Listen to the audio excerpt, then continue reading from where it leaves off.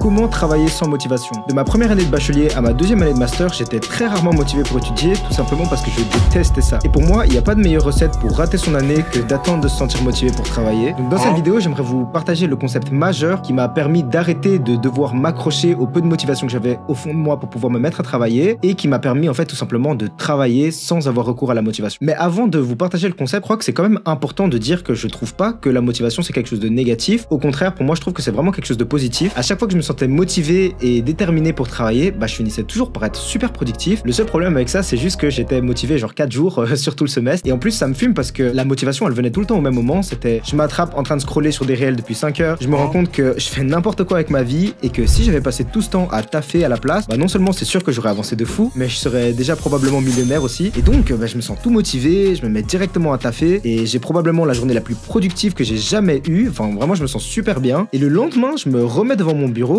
sauf que j'ai pas cette même motivation. Et du coup, le travail paraît super dur. Donc, je finis par retourner dans mon canapé, je sors mon téléphone et le cycle se répète. Et donc, oui, forcément, j'ai dû trouver un moyen de pouvoir étudier même les jours où je me sentais pas motivé. Parce que bon, avec 4 jours sur le semestre, j'aurais pas fait grand chose. 2 livres qui m'ont aidé avec ça, c'est Le mythe de la motivation de Jeff Haden et Atomic Habits de James Clear. Et je le dis en anglais parce que je refuse de l'appeler Un rien peut tout changer. Le mythe de la motivation, c'est un livre qui argumente que la motivation est pas un prérequis pour le succès, mais que c'est plutôt un produit dérivé de nos actions et de nos habitudes. Et en vrai, je suis vraiment d'accord avec lui. Par exemple, cette vidéo-là, elle est sortie, mais elle est pas sortie parce que je me sentais motivé pour la faire. En vrai, même cette vidéo, j'avais vraiment la flemme de la tourner. Et je sais qu'à un moment, je vais devoir sortir la vidéo, mais je vais pas vous mentir, j'ai trop la flemme.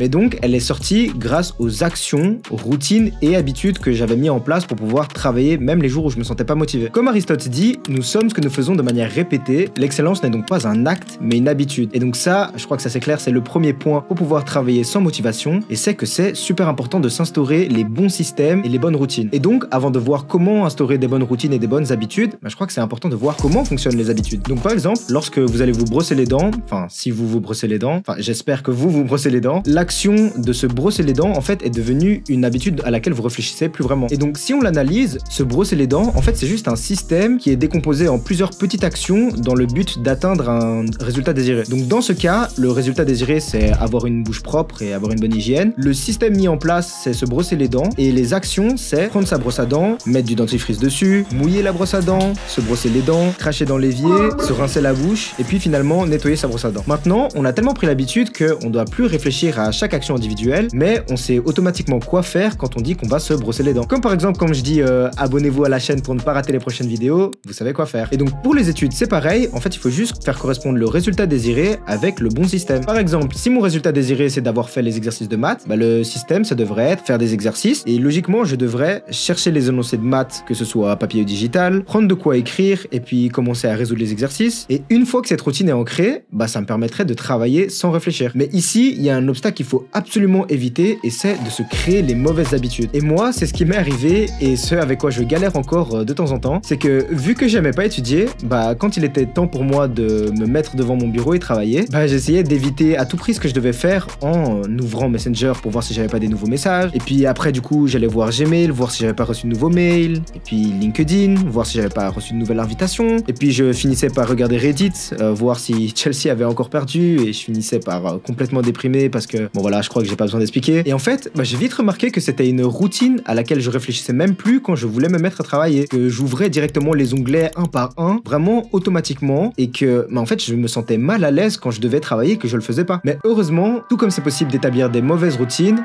c'est aussi possible d'en établir des bonnes. Et selon le livre Le pouvoir des habitudes qui est juste là d'ailleurs, c'est comme ça qu'on fait. Toute habitude est composée en 3 parties: le signal, l'action et la récompense. Dans mon cas, le signal c'était l'écran de l'ordi qui s'allume, l'action c'était d'ouvrir plein de fenêtres internet et regarder n'importe quoi pour me distraire, et la récompense c'était de m'être distrait de la douleur que étudier m'infligeait. Maintenant, une des façons les plus simples de changer une habitude, c'est de garder le même signal, mais de changer l'action et la récompense. Et c'est ce que j'ai fait. Du coup, le signal c'était toujours l'écran de l'ordi qui s'allume, mais cette fois-ci l'action c'était plus d'ouvrir plein de fenêtres internet, mais de directement ouvrir le fichier qu'il me fallait pour commencer à travailler, et la récompense c'était la satisfaction d'avoir enfin avancé dans ce que j'avais prévu de faire. Attention, je dis pas du tout que c'est facile, moi-même j'ai vraiment galéré à pouvoir changer cette habitude. Surtout les premiers jours, j'arrêtais pas d'ouvrir les fenêtres internet par réflexe. Mais vraiment, s'attraper en train de faire la mauvaise habitude et puis rediriger l'action, c'est vraiment la partie la plus cruciale pour construire les bonnes habitudes. On dit qu'il faut plus ou moins 21 jours pour construire une nouvelle habitude et 90 jours pour que ça devienne un mode de vie. Moi, j'ai commencé à voir ce réflexe se dissiper au bout du 5-6e jour. Mais comme j'expliquais, le plus important, c'était que ce 20e, 30e et 40e jour où j'avais encore ce réflexe qui revenait de temps en temps, et vraiment me contenir jusqu'à ce que ce réflexe disparaisse complètement. Et donc aussi lié aux habitudes, un des éléments qui m'a vraiment freiné la majorité de mes années à l'université, c'était mon sens d'identité. Dans le livre Atomic Habits de James Clear, il explique vraiment super clairement que le sens d'identité joue un rôle super important dans le changement d'habitude et que nos habitudes sont souvent en fait le reflet de notre identité. Et donc on va agir de manière cohérente avec la personne que l'on croit être. Par exemple, si on s'identifie comme une personne sportive, on aura tendance à adopter des habitudes qui soutiennent cette identité, comme par exemple faire de l'exercice régulièrement. Mais du coup,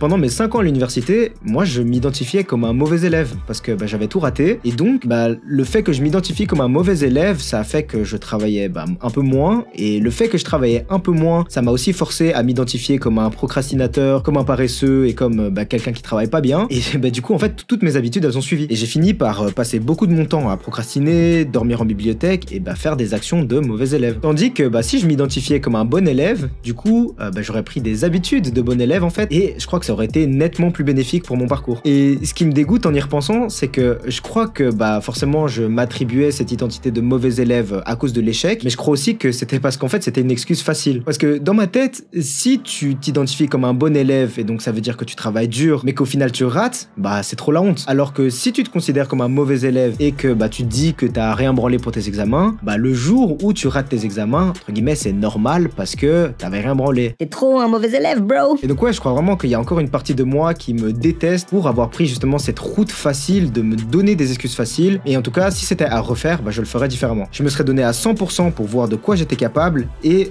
j'aurais adopté l'identité de quelqu'un qui travaille dur et qui va au bout des choses. Parce que si j'avais adopté cette mentalité plus tôt dans mon parcours, je suis sûr et certain que j'aurais été bien meilleur dans tous les autres aspects de ma vie. D'ailleurs, si vous voulez savoir d'autres regrets que j'ai eu dans mes études ou même que vous voulez juste en savoir plus sur mon parcours universitaire ou mon parcours scolaire, je vous conseille vraiment d'aller voir cette vidéo. Si on se revoit pas, je vous souhaite de passer une super belle journée et sinon, on se voit de l'autre côté.